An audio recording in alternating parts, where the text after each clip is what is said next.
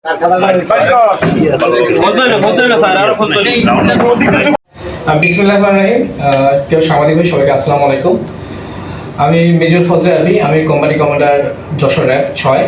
আপনারা সবাই আজকে জানেন, আজকে আমরা র্যাব 6 যশোর ক্যাম্প কর্তৃক আনুমানিক রাত 8:10 ঘটিকায় আমরা যশোর শহরের শঙ্করপুর চৌদ্দারপাড়া বাড়ি রোডে একটি অভিযান পরিচালনা করি।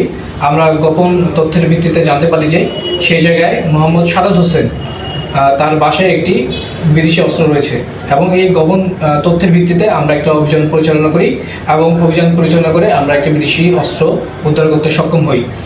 এবং আমরা তাদের নিজ বাড়িতেই আমরা অপারেশনটা পরিচালনা করি এবং তার নিজ বাড়ি থেকে আমরা এই বিদেশি অস্ত্রটা উদ্ধার করতে সক্ষম হই। ইনশাআল্লাহ আমরা আসামির সাথে জিজ্ঞাসাবাদ করা হচ্ছে সেই অস্ত্রগুলো কোথা থেকে এনেছে এবং সেইগুলো কী উপায়ে আনে আমি জিজ্ঞাসাবাদ করব, এবং কীভাবে সেই অস্ত্রগুলো আমাদের শহরে আনতেছে, তার যে টোটাল মেকানিজম, সেই মেকানিজমটা ইনশাআল্লাহ আমরা তার থেকে আরও তথ্য পাবো এবং এই তথ্যের ভিত্তিতে আমাদের আরও অভিযানের ধারা অব্যাহত থাকবে। ধন্যবাদ। এর বিরুদ্ধে আমরা এখন পর্যন্ত যেটা জানতে পেরেছি, এর বিরুদ্ধে এর আগেও একটা মামলা আছে, তাকে যশোর শহরের ডিবি পুলিশ তাকে ধরে নিয়ে গেছিল, এবং টোটাল কতগুলো মামলা আছে সেই তথ্যটা আপাতত আমার কাছে নাই। তথ্যটা পেলে আমি আপনার কাছে অস্ত্র মামলা। হ্যাঁ, সঠিক, অস্ত্র মামলা ছিল। আপনি কি অস্ত্র ব্যবসায়ী নাকি? আমাদের তথ্যর ভিত্তিতে সে তার একটা লেদ কারখানা আছে, সেই লেদ কারখানায় সে দেশীয় অস্ত্র প্রোডাকশন করে। ধন্যবাদ। আসসালামু আলাইকুম।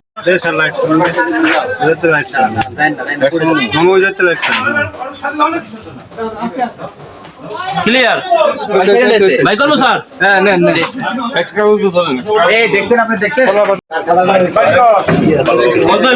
স্যার, আরো ফোন করি দেশি যে অস্ত্রগুলো আছে ওগুলো বের করে বললাম, এখন বের করে এখন আর কোনো জায়গা নাই। আমার কাছে নেই তো